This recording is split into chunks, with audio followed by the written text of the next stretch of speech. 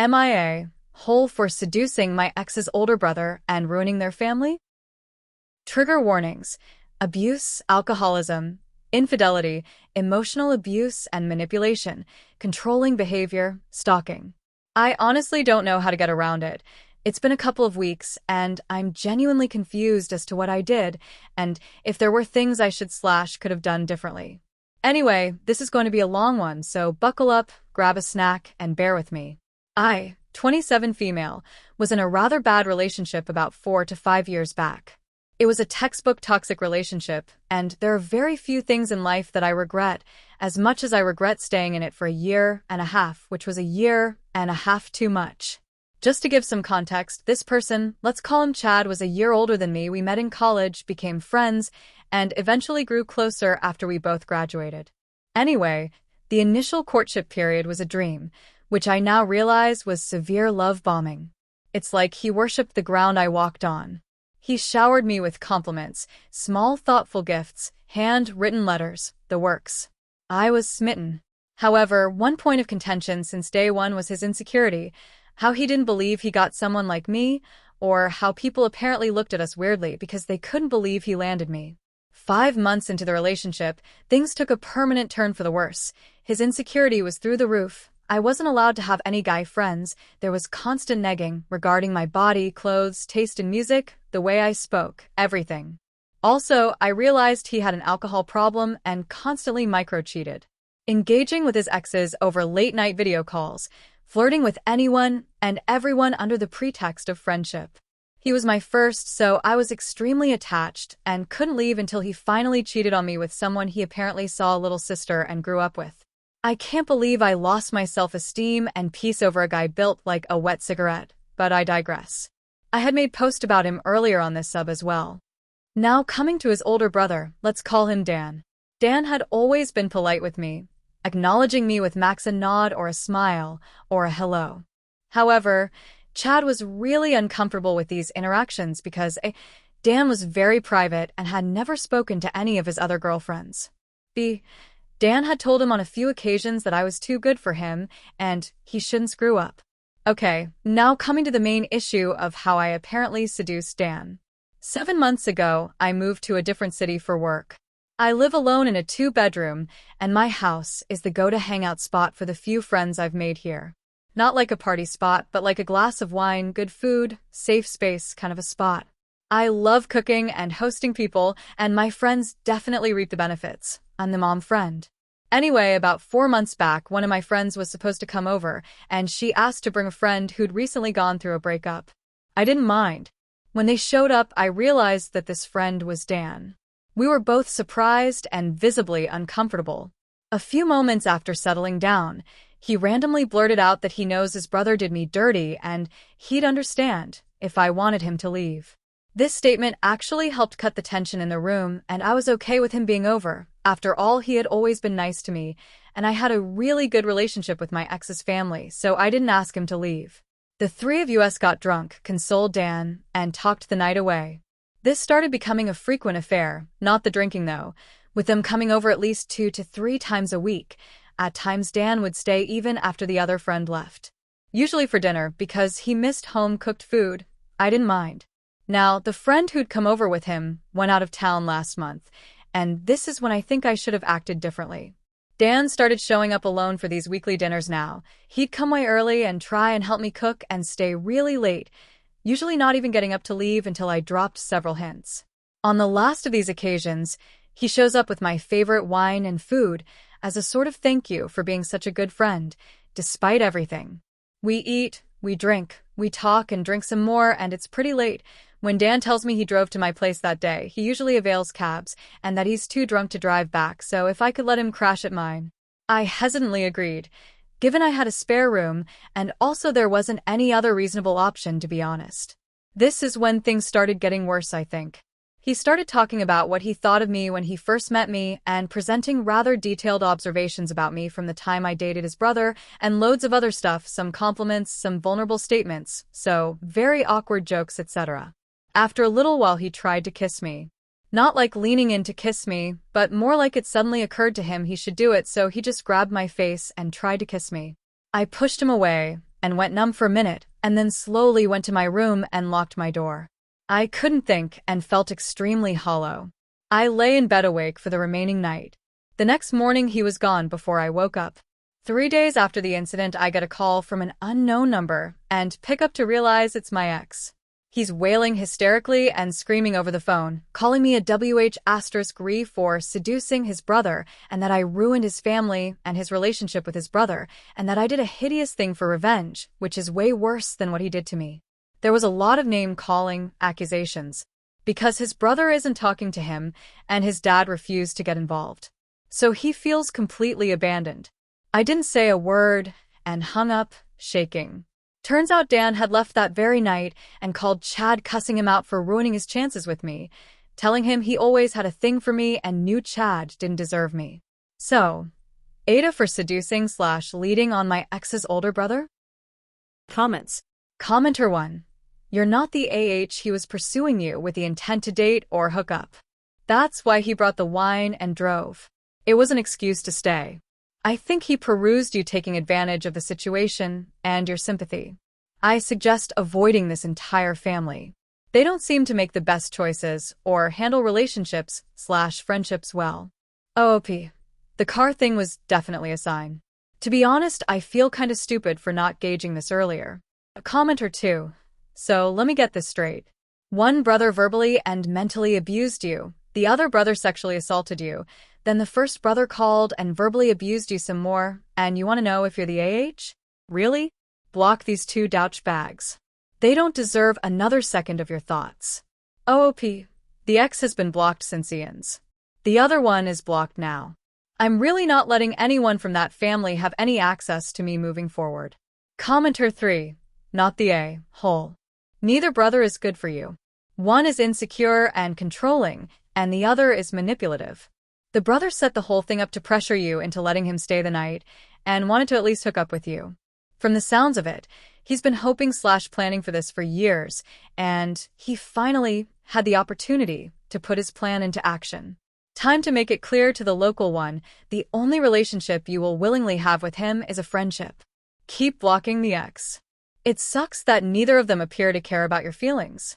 Additional information from OOP after reading comments. OOP. Thank you everyone for being so understanding. I am going to have a proper conversation with the friend who's a common link sometime today or tomorrow. As for staying friends with Dan, hell no. I'm done with their family for good. Update. 3 weeks later. Firstly, apologies for taking so long to post an update. I honestly had no intention of posting one, but then things kept unfolding on the daily, and we are close to a month later, now. Secondly, thank you to everyone who has been super supportive and understanding. Your words really help me. This past month has been nothing short of a fever dream, and this post is going to be long. So let's begin. Ever since the night of the incident and the phone call from the ex, things had been fairly normal. I blocked the entire family, and as mentioned earlier, decided to meet the common friend to tell her of the entire scenario. We met, and I narrated everything that went down during the couple of weeks when she wasn't here. Here's what she had to say. Apparently, Dan had spoken to her about me, asking her if she sensed a spark between us, and going as far as telling her that he always felt I had a thing for him when I dated his brother. I was dumbfounded, to say the least. Anyway, she apparently asked him to not imagine stuff and be normal and process his breakup. NGL, I was kinda pissed at her for not telling me, and also being rather lackadaisical about the whole situation even after I told her what went down. She just asked me to get over it and not engage. Literally just that much. I have decided to keep my distance for now. Now, from mid-April is when things really start snowballing. So, I live in a rented condo, in a gated apartment building. While I don't have the authority to install cameras or change the locks, I did add some extra lock and informed building security to not let Dan in anymore, or if anyone comes to visit me, to give me a call before letting them up. I thought that'd be it, but gosh, was I wrong. At around 2 a.m. on the 12th of this month, I wake up to my phone buzzing incessantly, being bombarded with calls and messages. There are over 100 calls from an unknown no, and some 5 to 6 calls from the building security. I call them back and can clearly hear a ruckus in the background. They ask me to come down immediately. Once down, what do I see? Dan is drunk out of his mind, screaming and hurling expletives, asking to be let up. I was terrified and stumped tbh. Once Dan notices me, he literally lunges towards me, repeatedly saying he wants to talk. By this time, more people have gathered, additional security has been called, and they try to drag Dan away when he punches one of the guards. He's then literally thrown outside. I apologize to everyone, especially the guard, and offer to pay for his injury, just trying to defuse the situation in some sort of a daze. It wasn't until I got into the elevator that I broke down. It was a mix of anger, fear, and helplessness, and I was genuinely scared because Dan is a big guy, and if I were to face him alone, I wouldn't be able to fight him off physically. But as they say, bad luck comes in threes, and there was more. The next morning I get a call from my landlord asking me to leave my apartment within the next 2 weeks. I was devastated. This was my space, a home I'd made for myself, and now I was being kicked out for no fault of mine. I explained the situation, and while he sympathized, he said the actual residents of the building don't want someone who attracts violence and drama and has questionable character. OFC. After an extremely shitty last night and morning, I managed to drag myself to work somehow and push through the day. I just wanted to get home, stay in bed, and cry. So I chose to leave early and go home. You know how you can sense if someone's following you or watching you? I felt that while walking from my office to the subway, and just as I was about to enter the station, someone grabs my hand and pulls me aside. It's Dan, and I kind of freeze. He again keeps muttering that he wants to talk. He's very clearly on something and looks kind of manic. His grip is extremely tight, and he's going on about how his family isn't talking to him, and I'm the only person he can count on. At this point, there are a few things running through my mind. This particular entry gate is a deserted one. It's the closest to my office, but it's the least used gate, surrounded by trees and kinda nothing. It's late afternoon, and the very few shops around this gate is closed, because siesta/summer nap time. I just need to somehow escape, and then head straight to the cops. Dan noticed me zoning out, and made some innuendo-laden comment, and touched my face. I think something snapped in me then, and I screamed bloody murder. I screamed, "Think angry monkey," and stomped on his foot, and ran down the stairs to the subway station, and got onto the train that just came in. It went in the opposite direction of my home, but I didn't care. I called a couple of friends who knew about the situation, and asked them to accompany me to the police station. The police station, I narrate the incident, show the bruise on my wrist, and tell them everything. Things they chose to hear/see. Ex's brother. A woman let him into my home multiple times, alcohol involved. He didn't technically hurt me. I live alone. I have tattoos. This guy was my friend. So I should probably try and amicably sort things out. Since there was no bloodshed or harassment that led to anything, they won't lodge an official complaint or arrest him, but they can make a general complaint and look into it if things escalate. I am literally holding in my tears at this point. I call Dan's father, tell him about his son. Tell him I've lodged a complaint against his son. This man dodges all responsibility, tells me we are all adults and are allowed to do what feels right. I swear I could shoot this family. So I've lost my home. This man is lurking around harassing me, making my workplace unsafe too. The cops aren't doing shit. His family isn't doing shit. I don't want to bother mine. All I have is the copy of a general complaint. I felt helpless, but I had to do something. I looked up Dan's manager, who I knew hated him, HR and department head at his workplace, and sent them a scathing email, attaching the copy of the complaint. A few of my close friends started commenting on the company's LinkedIn posts and took to Google reviews about the company hiring predators.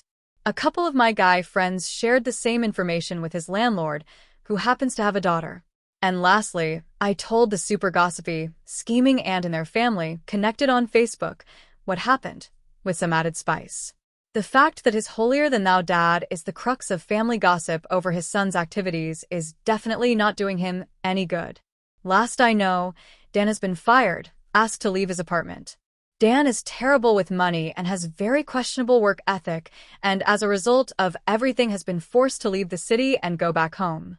I have changed my personal phone number, gotten a new place, and will move soon. Comments. Commenter 1. If you have a lease, can your landlord insist on you leaving within 2 weeks? OOP.